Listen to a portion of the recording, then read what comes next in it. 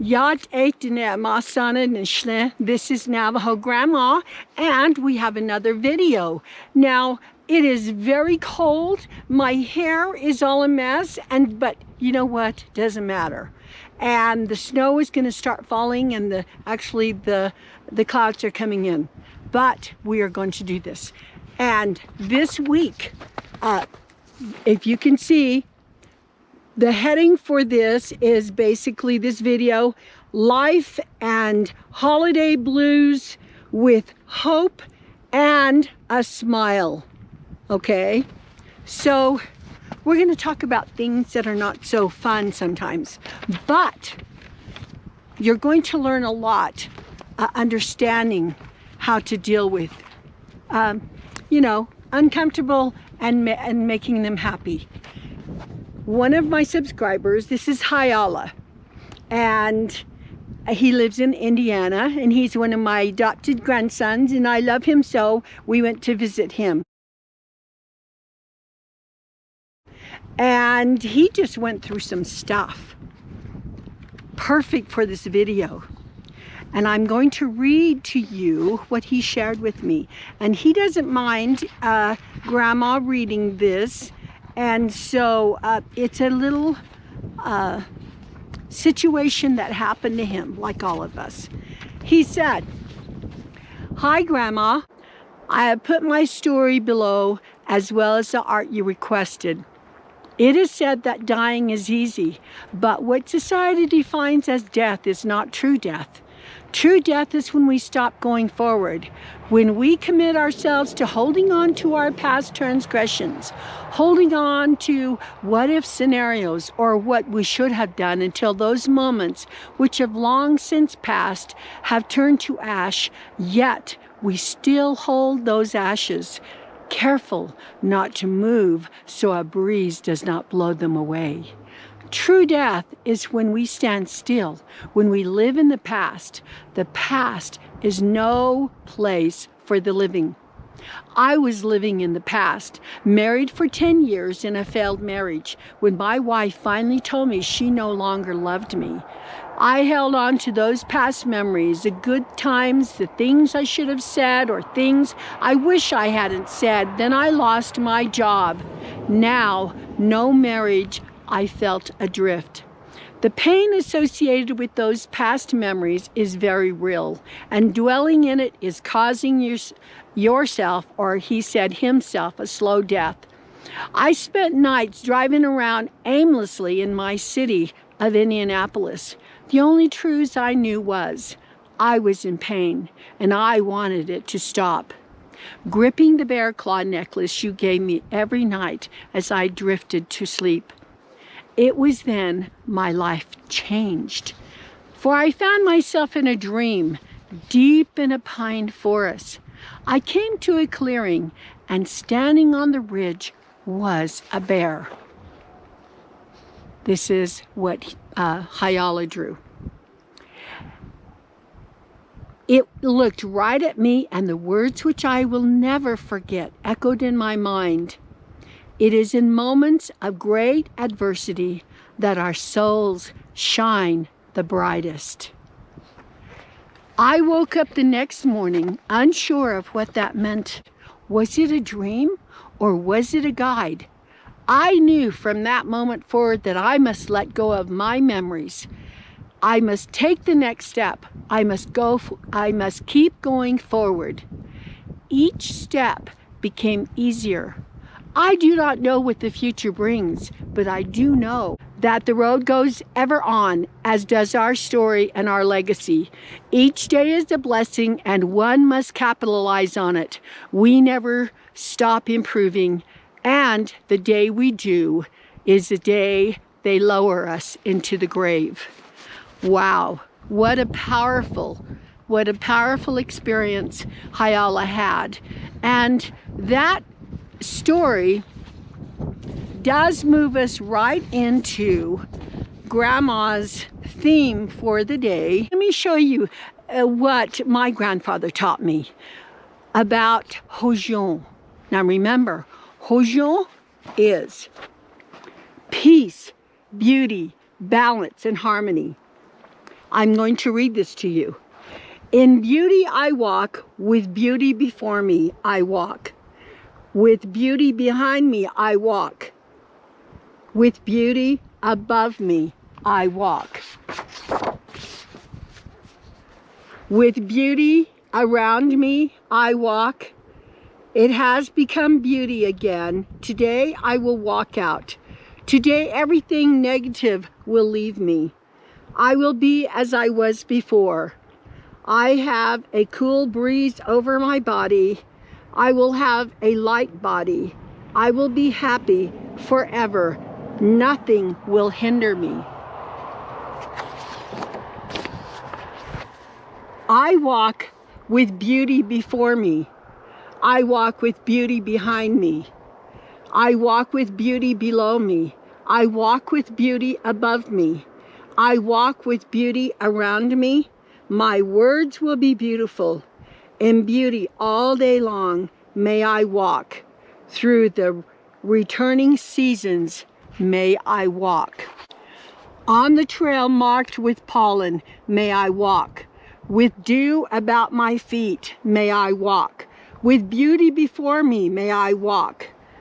The teachings of Hojon derive deeply in the Hojon Natantin, the traditional teachings given to the Dene by the holy female deity Yotgai, a San white shell woman, and the holy ones.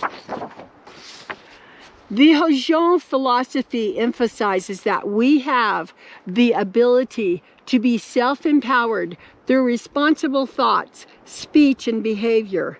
Likewise, Hojon acknowledges that we can self-destruct by thinking, speaking, and behaving irresponsibly.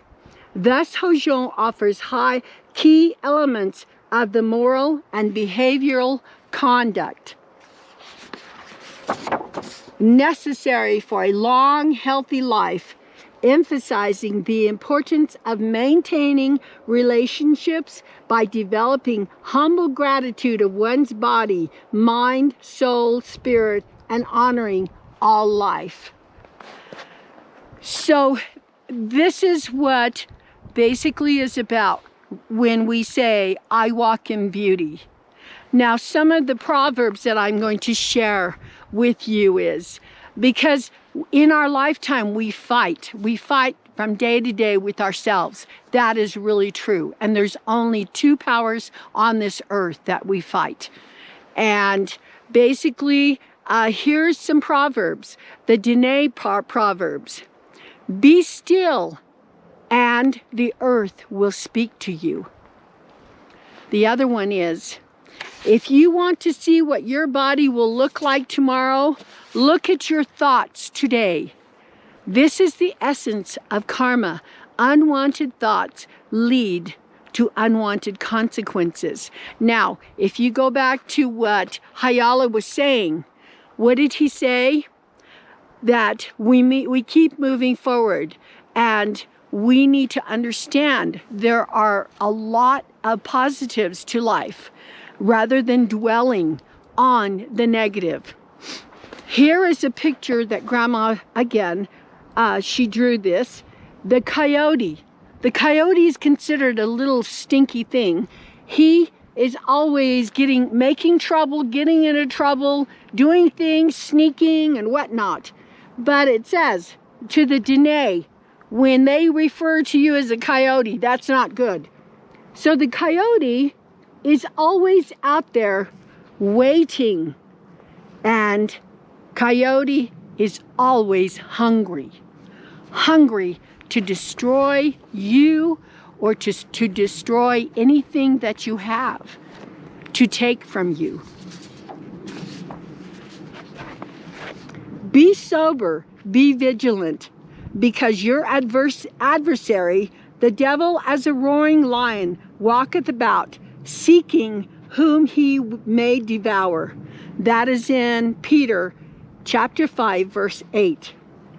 Here's some other verses.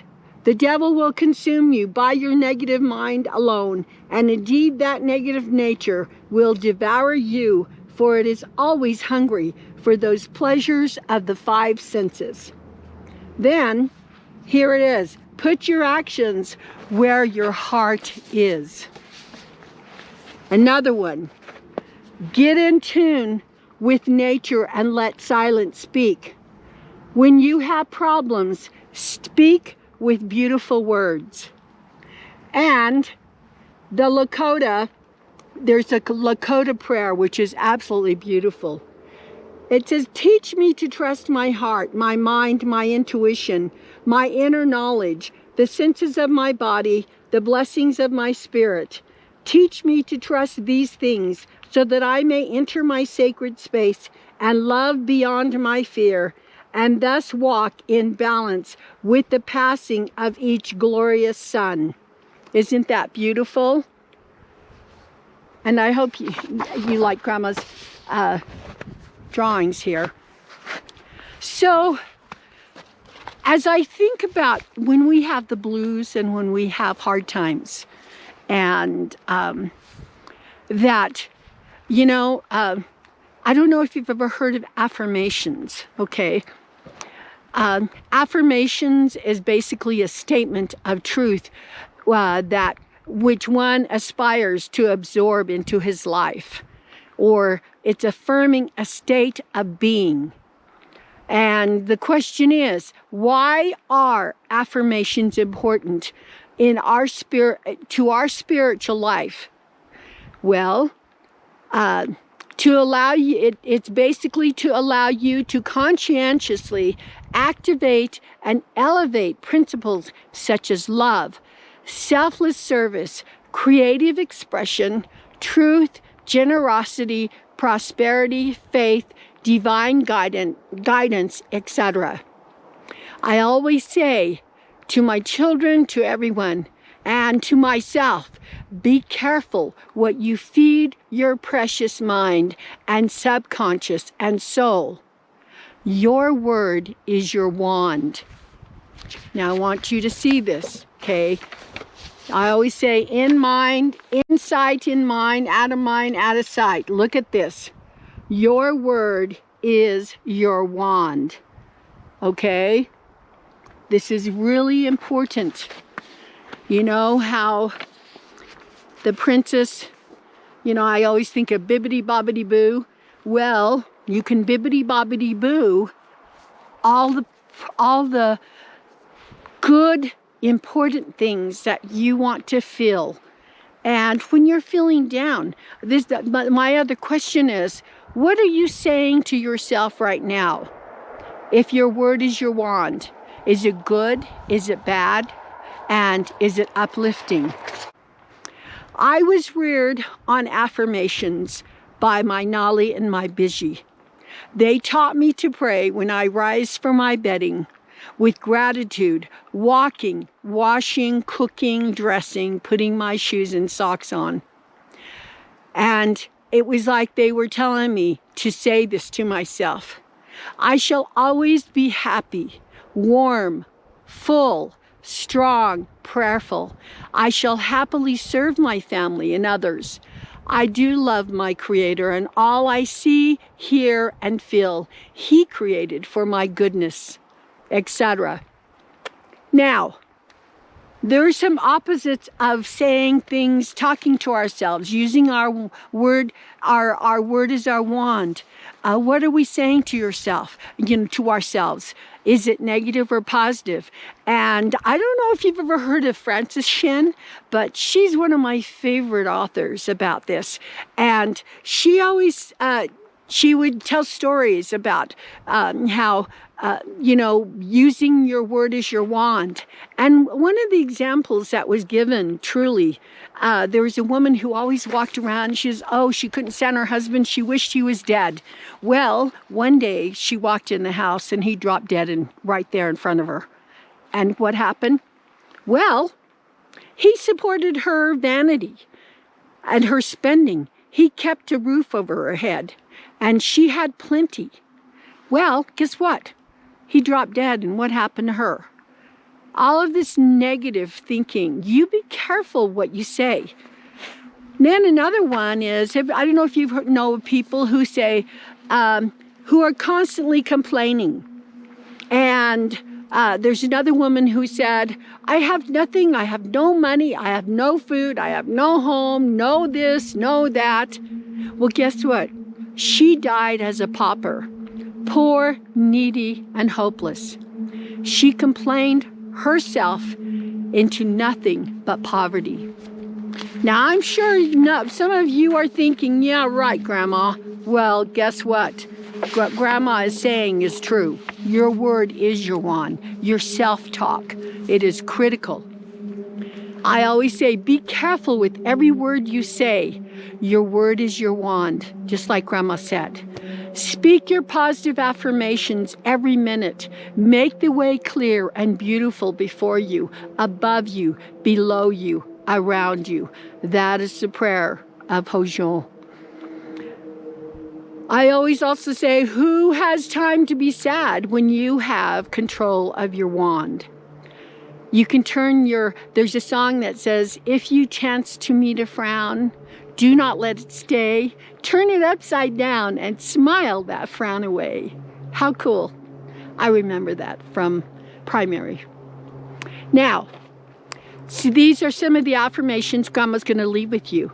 You could change all of these things, and though you might be alone, and whether you have friends that are going to, the holidays is always drudgery for some people. I don't have a tree. I don't have money. I don't have friends. I hate my family, and things like that. There's all kinds of things that we run into that there's always a problem.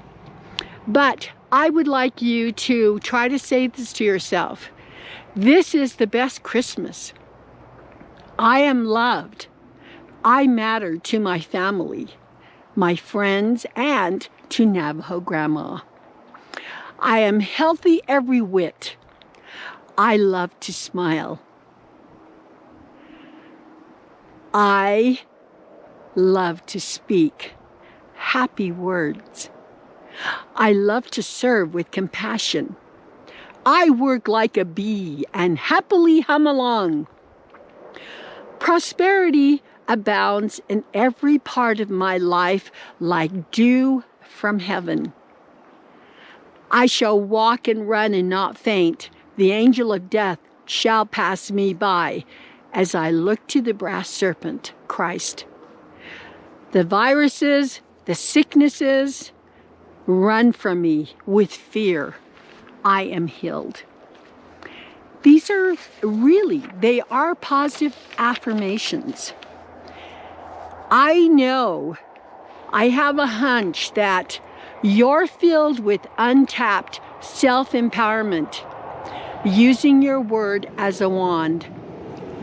So, I want you to show I had my wand and I left it at home. Hello. And I want you to show Grandma your wand now. Go use it. It only works for good, not for evil. So that is what I wanted to share with you. And Hojon, that is the basis of the Dene thinking. So if you're not using your Hojon to be just basically for peace, for beauty, and for balance and harmony. We're looking for balance and harmony on a daily basis. And all of a sudden, you're going to have peace. And your road is going to be beautiful. So, though this may not be something you wanted to hear, but sometimes, and most of the time, when I hear you all write to me, my heart, I wish I could just come over and just give you a hug and save you and make things right for you. But what you need to do is you need to do that yourself. And remember, Grandma just gave you a wand. Your word is your wand. And make it wonderful. Make it powerful. And believe it, because it is true. There's so many things, experiences I've had with that. Your word is your wand. One thing I'm going to tell you, I think you can appreciate this. have you ever seen anybody who always says, okay, every time I go park at my business, or I go to the movies, or I go anywhere I have to park my car, I can never get, park out in the front where I want to. Well, guess what? If you believe that and you say that, using your word as your wand, and say, there's always a space in the front of any place that I go to, a space that's left for me. I will always have a wonderful place to park. There's always a space there for me, or something to that effect. That's what I do. And guess what? Every time Grandma goes, and I can have 1,000,000 cars, and there's always that one spot, and Grandma goes, whoosh, parks right there. It's wonderful. You may not see any significance in that, but I know it works, and it takes faith. So Grandma leaves her blessings with you. I love you so, and I know, sometimes you have my email, and it's nativereserve@outlook.com. And I want you to write to me. I was going to have a live, but I think things are just kind of like up, and everybody's trying to go here and there, and I need to do the same. Maybe the beginning of January we'll go live. And start writing your questions for Grandma, and ask me a lot of questions. I would like to have everyone. That I think they'd be good the first week after the New Year for the white people. Remember, the Navajo New Year is when? Gotcha. In October. We've already had our New Year. It's your turn. So, I love you, and remember, you have a most wonderful wand. Now go use it. Bibbidi bobbidi boo. Is it bibbidi bobbidi boo? I love you. Remember that. Now I'm gonna cry. I've gotta stop.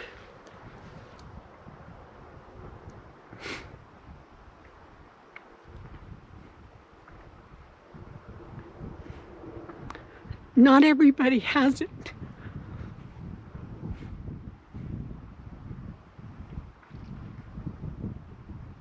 I shouldn't have done that. Because I know there are some of you who are not going to have family, or might have someone who has passed away. And it's not easy to deal with it. But if you get up and you keep washing those dishes, and you keep taking a shower, you keep taking care of yourself, eating, reading your scriptures, or saying your prayers, and keep moving forward and being kind. And think of other people who have lost family too, or don't have. Go out and serve. Go out, make something, and tape it to somebody's door and tell them they matter.